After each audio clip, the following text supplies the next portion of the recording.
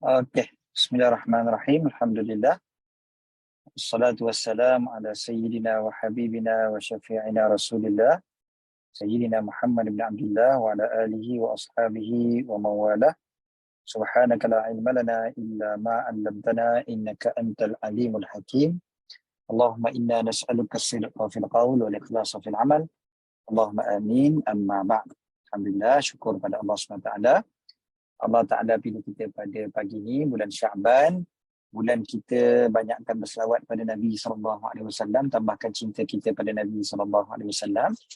Ini bulan yang menguatkan lagi ingatan kita pada baginda Nabi Muhammad SAW. Bulan yang turunnya ayat perintah berselawat pada baginda. Bulan yang Allah Ta'ala kurniakan nikmat pada baginda dan pada kita semua dapat menghadapkan kiblat ke arah Kaabah. Kiblatan tardaha, kiblat yang engkau redai, wahai Muhammad, Nabi Muhammad SAW, seronok dapat menghadap kiblat ke arah Kaabah. Ayat tersebut turun pada bulan Sya'ban. Jadi bulan Sya'ban digalakkan banyak selawat pada Nabi SAW. Mudah-mudahan Allah berkati kita dalam bulan Rejab dan Sya'ban, sampaikan kita ke bulan Ramadan. Allahumma amin. So kita terus straight kepada hadis kita, hadis yang ke-8 hari ini, InsyaAllah, bisanadin muttasilin anil imam Abu Zakaria Muhyiddin An-Nawawi rahimahullah wa nafa'ana bihi fid daraini amin. Qal al-thamin an Abi Abdillah Hudzaifah bin al-Yaman radhiyallahu anhuma qal sallaitu ma'an nabiy sallallahu alaihi wasallam dhata lailatin فافتتح البقرة فقلت يركع عند المئة ثم مضى فقلت يصلي بها في ركعة فمضى فقلت يركع بها ثم افتتح النساء فقرأها ثم افتتح آل عمران فقرأها يقرأ مترسلا إذا مر بآية فيها تسبيح سبح وإذا مر بسؤال سأل وإذا مر بتعوذ تعوذ ثم ركع فجعل يقول سبحان ربي العظيم فكان ركوعه نحو من قيامه ثم قال سمع الله لمن حمده ربنا لك الحمد ثم قام قياما طويلا قريبا مما ركع ثم سجد فقال سبحان ربي الأعلى فكان سجوده قريبا من قيامه. Allah ya Rabb. Ini hadis bagus kita baca dekat Ramadan ni sebenarnya. Apa dia? Daripada Sayyidina Hudzaifah ibn al-Yaman. Sayyidina Hudzaifah ibn al-Yaman cerita, aku salat bersama dengan Nabi SAW pada satu malam. Ini sembahyang sunat, sembahyang sunat, bukan sembahyang wajib. Kalau sembahyang wajib, Nabi SAW biasa sembahyang ringkas-ringkas saja. Jadi, aku sembahyang dengan Nabi SAW pada satu malam, lalu baginda membaca surah Al-Baqarah. Surah Al-Baqarah. Maknanya selepas Fatihah lah. Baginda membuka dengan Al-Baqarah. Lalu aku berkata, mungkin baginda akan rukuk selepas 100 ayat. Ataupun ketika 100 ayat. Dekat situ tu pun maknanya, maknanya panjang jugalah 100 ayat. Kita 100 ayat surah Al-Baqarah ni, amboi, satu juzuk kan. Ini satu rakaat rakaat yang pertama je ni bukan 20 rakaat okey. Rukuk ketika 100 ayat, kemudiannya summa madha, kemudiannya baginda teruskan lagi, maknanya lepas 100 tak berhenti, sambung lagi. Lepas tu aku pun berkata, maknanya berkata ni dalam hati lah takkan cakap pula dalam solat. Yusalli biha fi rak'atin, mungkin Nabi baca Baqarah dalam satu rakaat, hanya habis saja Baqarah baginda akan rukuk lah. Habis satu rakaat. Kemudiannya famadha, sambung lagi. Sambung lagi. Lalu Nabi pun, kemudiannya aku pun berkata, mungkin Nabi akan rukuk apabila selesai itulah yarka'u biha. Kemudiannya summa iftatahan nisa. Kemudiannya Nabi SAW baca pula surah An-Nisa. Baginda baca. Lepas tu baginda baca pula surah Ali Imran. Baca Al-Baqarah, baca An-Nisa, baca Ali Imran. 3 surah sekali baca, ambil. Okey. Kemudiannya Yaqra'u mutarassilan. Baginda baca itu pula secara mutarassil ni disebutkan baginda baca satu-satu macam tu. Baginda baca tu pelan-pelan, baca dengan cara tartil. Mutarassilan ay murattilan. Secara tartil. Artinya baca tu dengan terang satu huruf. Bukannya baca laju-laju macam tu, tak. 3 surah ni baca betul-betul setiap huruf tu. Kemudiannya bukan sekat tu, iza marra bi ayatin fiha tasbihun sabbah. Apabila baginda sampai pada ayat yang ada padanya tasbih, baginda bertasbih. Apabila sampai pada ayat permintaan, baginda akan meminta. Ayat-ayat doa kan. Apabila lalu pada ayat yang ada ta'awuz, minta lindung, baginda akan minta lindung. Ini memang sunnah. Bila kita baca Quran ataupun kita dengar orang baca Quran, tak kira dalam semayang ataupun luar semayang, maka memang kita dituntut untuk kita lalu saja ayat tasbih kita bertasbih, lalu ayat yang ada doa kita berdoa, lalu ayat yang ada minta lindung, kita minta lindung. Memang itu sunnahnya. Dalam solat dan juga luar solat. Inilah cara orang yang betul-betul baca dengan tadabbur, baca dengan tartil, baca dengan kefahaman, baca dengan penghayatan. Dan memang caranya begitu.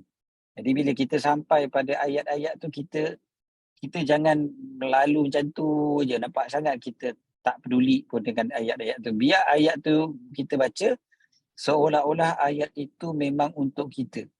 Dan ayat itu kita baca memang kita menghayati ayat-ayat tu. Macam itulah. Tapi macam mana cara? Banyak orang kata, Ustaz nak buat macam mana? Ustaz tak faham. Itu sebablah kena faham. Kena check lah ayat-ayat yang kita baca. Janganlah sampai ayat lazim pun kita tak faham-faham lagi kan. So gunakanlah masa yang ada sebelum Ramadan. Sebab Ramadan ini tak sempat dah. Sebelum Ramadan tu kita belajar. Sama ada kita baca surah-surah lazim tu satu. Yang keduanya, kita cuba cari kefahaman kepada ayat-ayat yang tertentu. Ada perkataan-perkataan yang mana akan kita jadi senang. Maknanya bila nampak je ayat tu kita faham dah. Contohlah, api neraka. Contohnya ada perkataan nar, ada perkataan jahannam, ataupun azab. Kan? Perkataan-perkataan macam tu kalau ada je terus minta lindung daripada Allah SWT. Kan? Ada perkataan al-jannah, ada perkataan naim, ada perkataan yang begitu, maka kita pun terus, ya Allah, aku nak syurga. Kalau luar daripada solat, bolehlah sebut bahasa Melayu. Dalam solat, kena dalam bahasa Arab lah. Kan? Allahumma adkhilnil jannah, Allahumma inni as'alukal jannah. Pasal cerita pasal api neraka, Allahumma inni a'udzubika min azabik. Ya Allah, aku berlindung dengan engkau daripada azabmu dan sebagainya. Okay. Seterusnya, kemudiannya Nabi SAW rukuk dan baginda membaca Subhana Rabbiyal Azim. Dan rukuknya lebih kurang macam berdirinya. Berdiri tadi dah baca surah Baqarah, surah An-Nisa dan surah Ali Imran. Kan? Nabi rukuk lebih kurang panjang macam tu. Kalau kita rukuk baru tasbih 10 kali pun kadang dah lenguh dah. Tak sembahyang sunat tasbih tu kan. 10 kali tasbih. 10 kali tasbih pun orang dah lenguh. Ini kan pula tasbih sepanjang bacaan Baqarah, bacaan An-Nisa dan Ali Imran. Bayang je lah. Kemudiannya baginda pun berdiri. Tidak kan? Baginda pun baca Sami Allahu liman hamida Rabbana lakal hamd. Kemudiannya baginda berdiri pun panjang dekat-dekat macam rukuk tadi. Kemudian baginda sujud, baginda baca Subhana Rabbiyal A'la dan sujudnya pun dekat-dekat macam berdirinya tadi. Itu je, tak tahulah berapa lama Nabi SAW solat 2 rakaat. Patutlah sampai bengkak-bengkak kaki baginda kan. Memang baginda solat sampai begitu sekali. Kita tanya pada diri kita, kita baru solat 20 rakaat tarawih tu pun kita dah rasa lama sangat dah. Dah rasa panjang sangat dah. Baru baca setengah muka surat 1 rakaat pun dah rasa panjang kadang-kadang. Ini kan pula 3 surah sekali Nabi baca 1 rakaat. Dan bukan setakat rakaat tu je panjang, bukan berdiri tu je panjang. Rukuk, i'tidal, sujud pun panjang. Kan? Dan satu juga dari segi fiqahnya, hadis ni menunjukkan kepada bolehnya surah tu tak ikut turutan dalam solat. Walaupun sebahagian ulama mengatakan makruh, sebahagian yang mengatakan tidak makruh berdasarkan kepada hadis ni. Sebab Nabi baca Baqarah, lepas tu An-Nisa, lepas tu baru Ali Imran. Sedangkan kan Ali Imran dulu kan lepas Baqarah. Tapi Nabi baca Ali Imran tu yang ketiga. Jadi Al-Ma'idah pun Nabi tak baca. Jadi lepas An-Nisa pergi ke Ali Imran. Macam tu. Maknanya itu menunjukkan bolehnya surah tu tak ikut susunan. Tetapi tentulah yang terbaiknya ikut susunan lah. Okay. Kemudiannya rukuk dan sujud ni bila kita baca ni, dia memang minimum yang sempurna adalah 3 kali. Minimum sempurna dipanggil aqallul kamal. Minimum yang sempurna adalah 3 kali. Kita baca subhana rabbiyal a'la ataupun subhana rabbiyal azim. Waktu rukuk subhana rabbiyal azim kan. Waktu sujud subhana rabbiyal a'la. Minimum yang sempurna 3. Kurang daripada 3 boleh. Dapat juga pahala sunnah. Tapi 3 yang sempurna. Lebih daripada 3 kita baca 10 atau 11 kali. 10 atau 11 kali. Yang rukuk yang terlalu lama, sujud yang terlalu lama ni jarang-jarang. Ada Nabi buat tapi jarang-jarang. Waktu semayang gerhana contohnya, itu memang panjang. Ataupun semayang malam yang begini ni ada juga yang panjang. Okey, seterusnya. Hadis yang berikutnya, At-Tasi'u قال التاسع عن ابن مسعود رضي الله عنه قال صليت مع النبي صلى الله عليه وسلم ليلة فأطال القيام حتى هممت بأمر سوء قيل وما هممت به قال هممت أن أجلس وأدعه. Okey. Apa dia? Ini lebih kurang macam tadi juga. Maksudnya Nabi SAW solat panjang. Sayyidina Ibn Mas'ud radhiyallahu anhu berkata, aku sembahyang bersama dengan Nabi SAW pada satu malam dan baginda memanjangkan berdiri sampai aku merasakan nak buat satu perkara yang tak elok. Aku nak buat satu perkara yang tak elok. Kata Sayyidina Ibn Mas'ud. Pelik betul ni, tengah sembahyang nak buat perkara tak elok ni apa dia? Lepas tu, orang pun tanyalah pada beliau, wa ma hamamta bihi? Apa yang kau rasa nak buat tu? Lalu dia pun kata, beliau pun berkata, hamamtu an ajlisa wa ada'ah. Aku rasa aku nak duduk dan meninggalkan baginda. Maknanya nak keluar je lah daripada solat. Tak larat dah lama sangat. Tapi dia tak buat. Dalam hadis ni dia kata, aku rasa nak buat. Aku rasa nak buat. Dan itu pun dia rasa buruk. Walaupun bukan dosa. Sembahyang sunat, kalau kita mufarakah daripada imam, lepas tu kita selesaikan sembahyang kita, bukan berdosa. Lagi-lagi kita dah terlampau lenguh contohnya. Tapi Sayyidina Ibn Mas'ud sampai rasa benda tu macam buruk sangat sebab meninggalkan Nabi SAW. Jadi Sayyidina Ibn Mas'ud kata benda ni buruk. Apa dia? Aku rasa nak duduk dan tinggalkan. Maknanya lama sangat. Sedangkan Sayyidina Ibn Mas'ud ni kan terkenal dengan orang yang hebat bacaan Qurannya. Sayyidina Ibn Mas'ud ni bacaan Quran dia hebat yang sampai Nabi pun dengar daripada Sayyidina Ibn Mas'ud punya bacaan. Maknanya Sayyidina Ibn Mas'ud ni memang orang yang dahsyat lah bacaan Quran. Itu pun Ibn Mas'ud sampai rasa tak larat nak semayang dengan Nabi SAW. Nak tunjukkan mujahadah Nabi SAW. Sedangkan baginda mana ada dosa. Kan? Orang yang tak berdosa macam tu, baginda yang merupakan penghulu seluruh makhluk, kan? Makhluk yang paling agung sekali, tapi tengok cara ibadat baginda, solat baginda macam mana. Kita yang banyak dosa, kita yang tak cukup amalan, kan? Terlalu sikit amalan kita, tapi bila nak semayang baru lebih sikit pun kita dah rasa banyak ataupun lenguh. Kita dah rasa, lamanya, panjangnya solatnya.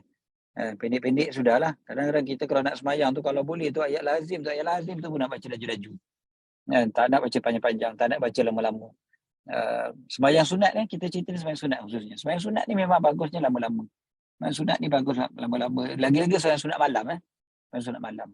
Semayang sunat siang ni mungkin ada urusan yang lain kan. Kalau semayang sunat malam, tak sepatutnya kita nak bersegera. Tak sepatutnya untuk kita kelang kabut cepat-cepat dan sebagainya. Okey. Terus hadis yang berikutnya, Al-Ashir an Anas radhiyallahu anhu an Rasulillah sallallahu alaihi wasallam qala yatba'ul maita thalathatun ahluhu wa maluhu wa amaluhu fayarji'u ithnan wa yabqa wahidun yarji'u ahluhu wa maluhu wa yabqa amaluh. Daripada Sayyidina Anas daripada Rasulullah sallallahu alaihi wasallam, baginda bersabda, yatba'u al-maita, akan ikut mayat ataupun jenazah. Jenazah akan diikuti oleh 3 perkara. Ada 3 perkara yang akan ikut jenazah sampai ke kubur dia. 3 tu apa dia? Ahluhu wa maluhu. Hartanya, ahli keluarganya, hartanya, wa amaluhu, dan juga amalannya. Fayarji'u uthnan, maka akan baliklah 2. Wa yabqa wahidun, yang kekal hanyalah 1. Yang akan balik apa dia? Yarji'u ahluhu wa maluhu. Yang akan balik adalah ahli keluarga dia dan harta dia. Wa yabqa amaluh, dan yang akan kekal adalah amalannya. Sebenarnya Nabi SAW nak ingatkan kita kan, bahawasanya yang kekal pada kita ni adalah amalan kita. Amalan inilah yang akan jadi teman kita dalam kubur apabila semua orang balik, tinggalkan kita sendirian, seorang-seorang dalam kubur. Tak ada siapa yang boleh teman kita. Orang yang paling sayang, orang yang paling kita sayang, ataupun orang yang paling sayang kita pun, dia tak ada nak tunggulah kat kubur tu siang malam kan, ataupun nak masuk kubur sama-sama pun tidak kan. Sendirianlah kita dengan amalan kita. Jadi amalan itulah yang akan bersama-sama dengan kita, sedekah kita, semayang kita dan sebagainya. Mudah-mudahan kita banyakkan amalan. Usaha saya upaya dipanggil sebagai mujahadah ni kan. Berusaha saya upaya supaya mudah-mudahan adalah teman untuk kita dalam kubur nanti. Kan? Kubur yang gelap akan menjadi terang dengan amalan-amalan soleh. Kubur yang sempit akan jadi lapang dengan amal soleh kita. Kan? Ada orang dia rasa macam dia boleh bawa harta masuk kubur. Kan? Ada orang kena ke bumi dengan kereta. Ada bukan tak ada. Memang wujud benda ni. Believe it or not. Ada orang, kalau Fir'aun dulu lagi dahsyat kan, dengan segala harta dia, dengan gundik-gundik dia sekali, dimasukkan ke dalam piramid tu. Dimasukkan ke dalam piramid tu, kena seal. Lepaskan racun dan kena seal pintu piramid tu supaya dia orang semua tak boleh lari keluar. Hidup-hidup gundik-gundik tu. Kan? Semua mati. Tapi adakah maknanya kalau macam tu dia dapat teman lah dalam kubur? Tak. Kubur ni kita dah pindah ke alam yang lain. Dan kita dah pindah ke alam barzakh. So walaupun ada gundik-gundik tu sekali dekat dalam piramid tu, dia tetap bersendirian. Dan dia tetap bersendirian. Jadi kena ingat benda ni pada diri kita ni, selalu kena ingat betapa kita memerlukan kepada amal soleh. Kan? Perlu, orang kata apa? Perlu buat amalan-amalan yang mana pahalanya berpanjangan untuk kita. Bila kita dah mati nanti pun, pahalanya terus bersambung sampai lagi pada kita, sampai lagi pada kita. Jadi kita perlu sangat-sangat. Okay, seterusnya hadis yang berikutnya.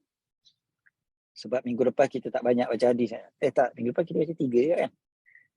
Ini ada yang keempat. Hari ni kita baca 5 lah insyaAllah. Okay. Qal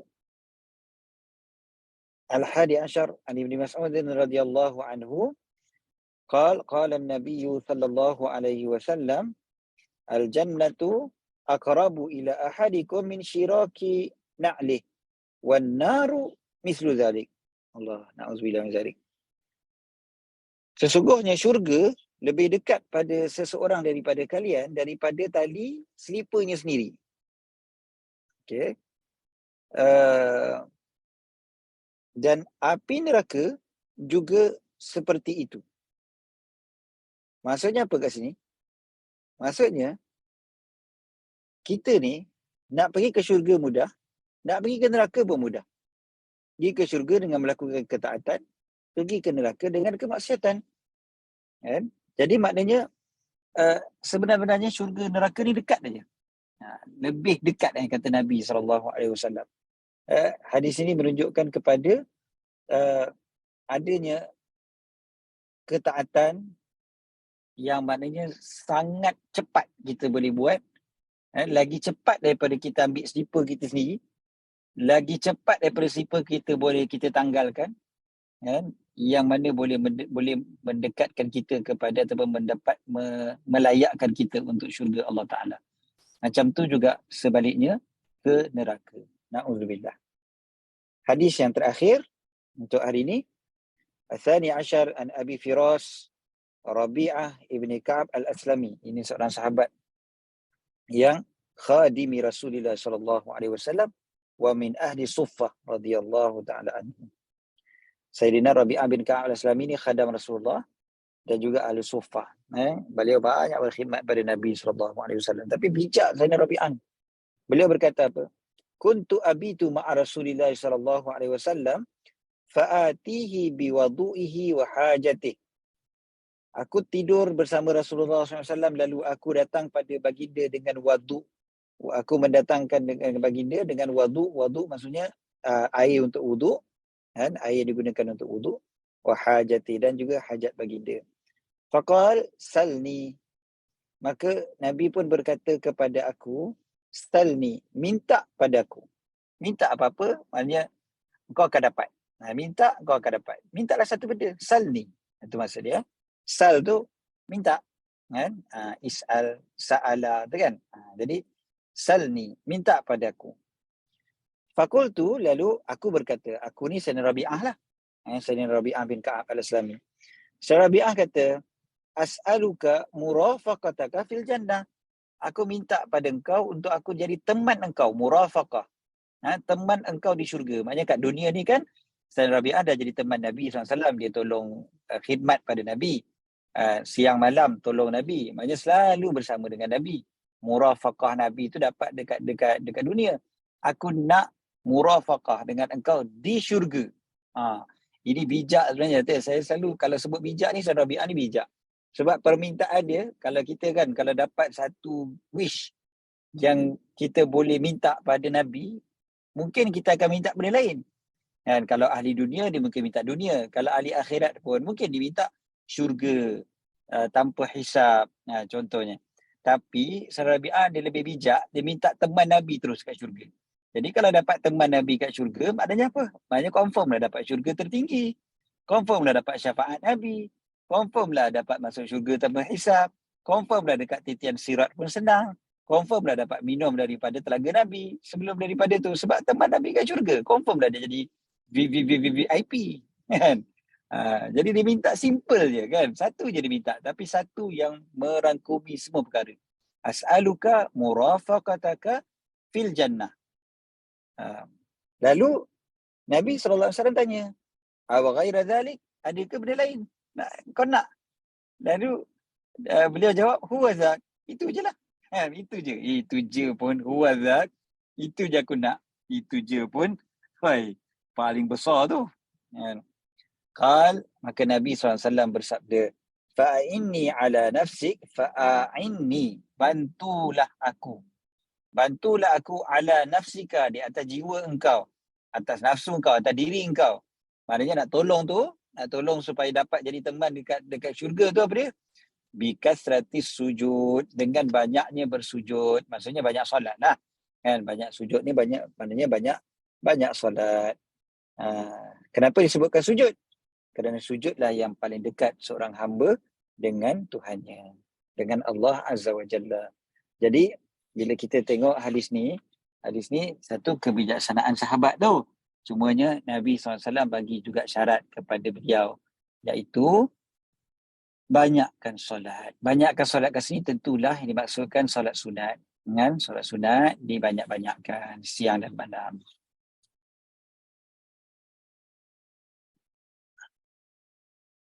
Soalan, Ustaz, ada soalan dari anak murid. Adakah doa boleh mengubah takdir, dan antara doa dan takdir mana yang lebih kuat? Doa boleh mengubah takdir ni ada hadis ada hadis tentang doa boleh mengubah takdir. Mana yang lebih kuat? Yang lebih kuat adalah takdir Allah SWT. Ini mungkin merujuk kepada hadis yang minggu lepas kita baca kan.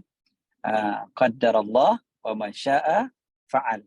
Allah Ta'ala dah takdirkan apa yang Allah lakukan, apa yang Allah hendak dilakukan. Jadi mungkin ada yang kata kalau macam tu, kalau kita kata doa boleh mengubah takdir, macam doa tu lebih power daripada takdir. Sebenarnya kita dapat berdoa itu pun takdir daripada Allah, jangan lupa. Dan kita dapat minta pada Allah Ta'ala tu pun hidayah daripada Allah. Dan Allah yang bagi petunjuk pada kita. Kita boleh berdoa. Jadi doa kita tu pun kan petunjuk daripada Allah. Jadi macam mana kita nak rasa macam kita punya kuasa tu lebih kuat daripada takdir Allah Ta'ala? Tak mungkin dah. So takdir Allah SWT itu mengatasi segalanya. Tapi kita berdoa itu pun sebenarnya telah takdir daripada Allah Ta'ala. Ada satu cerita zaman Nabi Ibrahim. Nabi Ibrahim. Tak ingat saya. Ada satu orang, anak muda, datang jumpa Nabi Ibrahim. Lalu lepas dia berlalu pergi, malaikat maut tanya pada Nabi, apa namanya ni, siapa anak muda tu kan. Jadi dia jawablah. Nabi pun jawab. Kata, anak muda tu besok nak melangsungkan perkahwinan. Lalu malaikat maut kata, oh, kesian dia. Tak sempat dia nak kahwin. Sebab kalau ikutkan ajal dia dah sampai. Sekali tiba-tiba besok tu dia kahwin. Besok dia kahwin. Lepas tu sampai umur dia tua. Baru dia meninggal. Sampai umur dia 70 ke 80 macam tu baru dia meninggal. Jadi Nabi Ibrahim tanya kepada malaikat. Kata macam mana panjang pula umur dia. Kata nak mati dah tak sempat kahwin. Jadi dia jawab. Kata pada malam sebelum dia berkahwin tu, dia dah sedekahkan separuh daripada harta dia. Rupanya sedekah daripada separuh daripada harta dia tu dapat memanjangkan umur dia. Dapat panjangkan umur dia. Jadi betul kita ni diberi pilihan oleh Allah SWT. Allah bagi pilihan kepada kita nak doa ke tak nak sedekah ke tak nak. Sebab dengan pilihan itulah yang menyebabkan Allah Ta'ala jadi sebab lah untuk Allah Ta'ala kurniakan rahmat ataupun Allah Ta'ala kurniakan azab, turunkan azab kan, dengan pilihan daripada manusia. Tapi segala-galanya semuanya berada di bawah pengetahuan Allah Ta'ala. Allah Ta'ala tahu apa yang kita nak pilih. Allah dah tahu dah. Sebelum daripada kita pilih tu pun Allah dah tahu. Sebelum kita sedekah tu pun Allah dah tahu dah. Tapi malaikat maut tak tahu. Malaikat maut ingat nak ambil nyawa besok dah lah. Gitulah secara ringkasnya. Allahu'alam.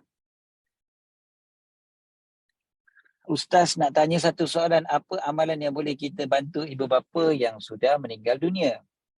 Apa amalan kita boleh bantu ibu bapa yang sudah meninggal dunia? Kan ada banyak hadis yang bercerita tentang amalan-amalan setelah meninggal dunia. So amalan-amalan yang setelah meninggal dunia ni terlalu banyak. Dan sahabat Nabi SAW pun ada buat perkara-perkara yang boleh bantu ibu bapa. Benda paling utama sekali adalah anak soleh yang mendoakan kan. Itu antara utamalah sebab sebagai anak kan soalannya. So doa tu paling powerful lah. Doa lah selalu minta Allah ampunkan mak bapak kita. Dan ada amalan yang biasa dibaca selepas daripada waladhdallin dalam solat tu, kita sebagai makmum kan, sebelum imam amin, kita pun baca Rabbighfirli wali walidayya. Baca Rabbighfirli wali walidayya sebelum amin tu. Lepas waladhdallin sebelum amin baca Rabbighfirli wali walidayya. Kemudiannya lepas azan, jangan tinggal doa untuk mak bapak. Rabbighfirli wali walidayya warhamhuma kama rabbayani saghira. Baca selepas daripada azan. Lepas daripada doa azan. Innaka la tukhliful mi'ad kan.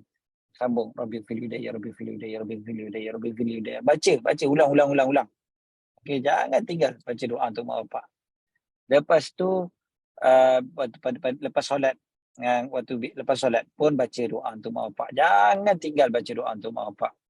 Okey, lepas daripada tu, selain daripada doa, sebenarnya apa juga amal kebajikan kita boleh buat berdasarkan kepada hadis-hadis Nabi SAW yang lain. Ada sahabat yang wakafkan telaga kan. Ada sahabat wakafkan telaga untuk ibunda beliau kan. So wakaf telaga tu maksudnya apa? Maksudnya pahala tu berpanjangan, sebab selagi mana orang minum air telaga tu, selagi tu mak tu dapat pahala insya-Allah. Macam tu jugalah kita wakafkan untuk masjid, untuk surau kan, kita wakafkan untuk pengajian sekolah agama, supaya mudah-mudahan mak tu akan teruslah menerus dapat pahalanya insya-Allah.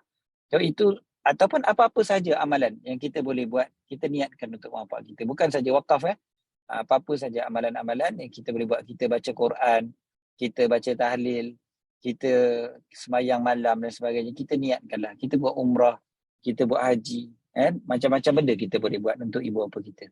Terlalu umum, soalan dia terlalu banyak benda yang kita boleh buat untuk mak bapak kita. Itu juga termasuk daripada birrul walidain, kita buat baik pada mak bapak. Antara perkara yang kita boleh buat baik pada mak bapak, antaranya adalah berbakti kepada mereka setelah meninggal dunia. Ustaz, apa nasihat kepada orang yang masih tak dapat terima kematian seseorang dalam hidupnya? Grieving. Dia doa yang diajarkan kepada kita adalah baca doa, Allahumma raddini biqada'ik. Ya Allah, redakan aku dengan ketentuanmu. Minta pada Allah, sebab yang pegang hati kita ni Allah. Doa, ya Allah, redakan aku dengan ketentuanmu, berkati aku pada apa yang telah engkau takdirkan, supaya aku tidak suka mencepatkan apa yang kau lambatkan dan melambatkan apa yang kau cepatkan. Kematian tu kita rasa is too soon. Mungkin itu yang susah kita nak move on tu. Kita rasa terlalu segera, terlalu cepat. Tapi kita punya hati tu rasa macam tu. Walaupun kita tahu takdir Allah Ta'ala ni, kita tak boleh nak ubah dah. Memang dah kematian tu dah meninggal dah lah kan. Bukan boleh hidup balik. Bukan kita boleh lambat-lambatkan dah. Tak boleh. So, kita tahu benda tu. Tapi salahnya kadang-kadang kita tak redha. Ataupun kita tidak mencintai apa yang Allah Ta'ala buat. Jadi, minta pada Allah. Allah yang pegang hati kita. Allahumma raddini biqada'ik wa barik li fima qadiran. Ya Allah, redakan aku dengan qada'mu. Berkati aku pada takdirmu. Sehingga aku tak suka melambatkan apa yang kau cepatkan dan mencepatkan apa yang kau lambatkan. Aku tak suka nak lambatkan apa yang kau cepatkan. Aku tak suka. Maknanya, apa yang kau dah cepatkan itulah yang terbaik. Apa yang kau lambatkan pun itulah yang terbaik. Maknanya melambatkan apa yang kau cepatkan, mencepatkan apa yang kau lambatkan. Contohnya lambat dapat sesuatu yang kita nak dekat dunia ni. Ada orang nak kahwin, lambat dapat pasangan. Ada orang nak anak, lambat dapat anak. Ada orang nak harta, lambat dapat harta. Ada orang nak kesihatan, lambat dapat kesihatan. So, kita rasa lambat. Ya Allah, kau jadikan aku redha sampai aku tak ada rasa nak cepatkan apa yang kau lambatkan. Maknanya semuanya aku serahkan kepada engkau, ya Allah. Ketentuan engkau lah yang terbaik, ya Allah. Jadi ini contoh-contoh yang kita boleh lakukan, dan selalulah kita tengok kepada orang yang lebih susah daripada kita. InsyaAllah kita lebih redha dengan pemberian Allah Ta'ala pada kita. Rasanya cukup setakat tu insyaAllah untuk pagi ni. Dah dekat 9.30 dah. Aku qauli hadza wa astaghfirullahal azim li wa lakum. Mudah-mudahan Allah berkati kita dengan apa yang telah kita baca daripada hadis-hadis Nabi SAW, dan juga mudah-mudahan Allah kurniakan kita istiqamah, dan Allah kurniakan kita bulan Syaban ni banyak berselawat pada baginda, dan mudah-mudahan bertambah cinta kita pada baginda Nabi Muhammad SAW. Bulan Syaban makin tambah cinta pada Nabi, supaya mudah-mudahan bulan Ramadan kita dapat manfaatkan sebaik-baiknya. Aku qauli hadza wa astaghfirullahal azim li wa lakum. Bismillahirrahmanirrahim. Rabbana fa'na bima 'allamtana, rabbi 'allimna alladhi yanfa'una, rabbi faqihna faqih ahlana wa qarabatin lana fi dinina ma'al kutub unsa wa dhakar.